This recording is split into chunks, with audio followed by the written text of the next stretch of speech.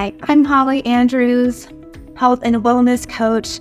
Welcome back to the channel and welcome back to the kitchen. Today, I want to share with you just how important nutrition and nutrient-dense food is for not only our physical health, but our mental well-being and our mental resilience. One of the things that I struggled with for a very long time were mental health issues and depression. Now I know that a contributor to that was not eating the right kinds of foods. I was eating a lot of sugary, highly processed foods that were contributing to those mental health issues instead of helping me heal from them. So you've heard what you eat, you are what you eat, and that can't be any more true when it comes to nutrition and nutrient-dense foods. What we put in our mouth impacts our body at the cellular level. And you can think about it this way. Healthy, nutrient-dense foods are like software upgrades that make everything run better and run smoother.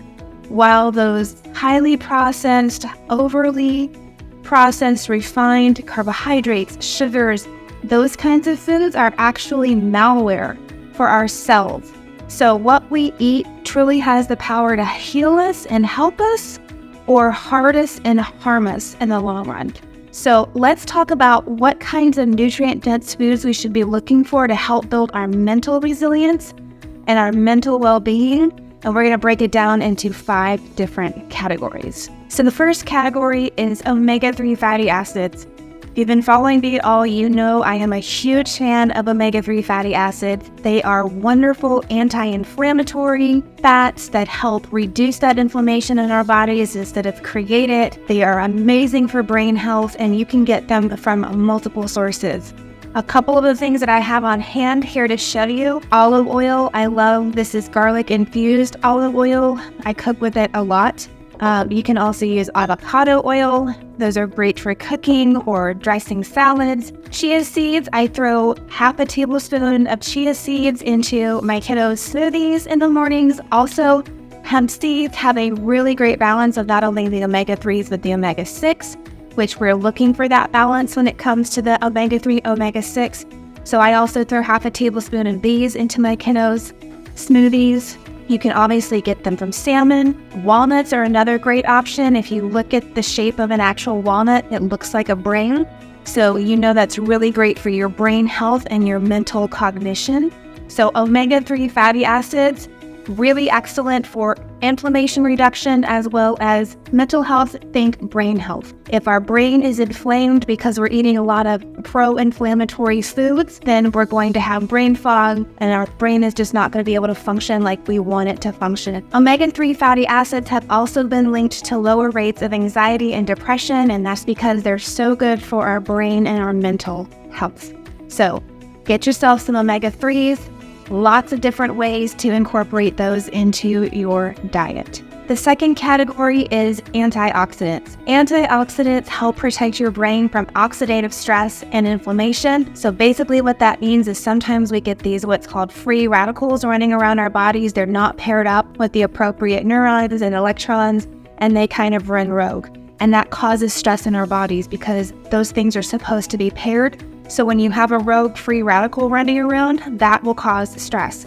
So antioxidants help pair up those free radicals, help get them out of your system. And so that's why we need these antioxidants to help protect from that oxidative stress and inflammation. So what helps with that? Things like leafy greens. So I always have spinach on hand. I'm sauteing this for a side dish, or I'm throwing a handful into smoothies. Leafy greens like spinach or collards, those dark leafy greens are a great source of antioxidants. I get ours from our local farm. Berries are another great option. I love having a handful of blueberries and strawberries as kind of a dessert in the evenings, or sometimes I'll throw them onto a spinach salad, right? And those are really great ways to get in your antioxidants. Of course, if you want to freeze them, you can pop them in some smoothies and have a nice fruit smoothie. You know, all kinds of ways to get your berries in.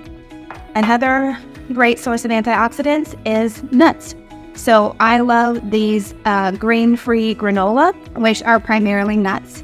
So also another thing I'll do is I will get some non-fat Greek yogurt, put some berries on top of there, and then sprinkle it with a little bit of this grain-free granola for a really tasty treat during the day. Another wonderful antioxidant is dark chocolate, and I do mean dark.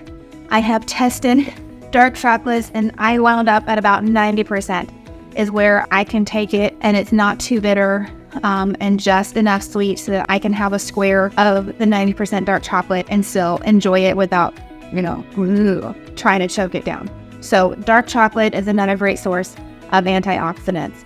So helps with your, again, oxidative stress, inflammation, also helps with memory and cognitive function. So lots of ways to incorporate antioxidants into your diet, again, for your mental health, your mental well-being, and your mental resilience. The third category are B vitamins. B vitamins, particularly B6, B12, folate, are absolutely key to brain health and brain function. And B vitamins produce brain chemicals that impact your mood and overall brain function. So these are highly critical to have as part of your daily diet. And some of the ways that you can get them through your food are avocados. I love avocados, and I probably have half an avocado a day at least as a good healthy fat. This is also omega-3 fatty acids, but also those B vitamins, fiber, all kinds of good prebiotics, everything. Avocados are a wonderful, wonderful, wonderful food.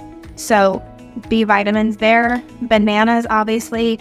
B vitamins, potassium. I will take bananas, peel them, break them in half, and I keep a bag full of half bananas frozen in the freezer to put in smoothies and other things. Also, occasionally I'll bake some banana bread as a special treat. So bananas are a great source of B vitamins. And finally, whole grains. What I mean whole grains, I mean really whole grains. So you have to watch, especially if you're thinking whole grain bread, watch what else is in that bread, because I can almost guarantee you there's very little of whole grain in that bread, especially if it's coming from the grocery store. So maybe look for some whole grain breads at your farmer's market or a local bakery. Another option that I have loved recently is quinoa. Quinoa is a great whole grain. It does have protein in it, so it's a really good source. It's a nutrient-dense source. And I will make up a batch of quinoa at the beginning of the week, and then I will have a half a cup in my salads or as a side to my dinner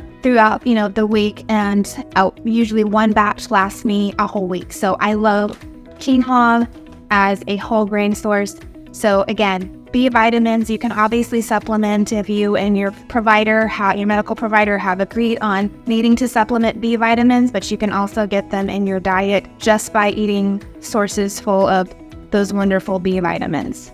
All right, the fourth category are probiotics. Now, obviously, you can take a supplement probiotic. I highly recommend that you research the quality of the probiotic that you're taking if you're going to take one in supplement form. But if you want to get probiotics in natural form, there are many, many different types of foods that act as probiotics for our bodies. A couple of examples are fermented dairy, like yogurt. This Greek yogurt has probiotics in it, good bacteria for our gut health. And other options for fermented dairy include kefir. Be careful though, the kefir that you buy. A lot of the kefir in the grocery stores has high amounts of sugar in it, which to me kind of defeats the purpose of the fermented dairy and the good probiotics in them for your gut health.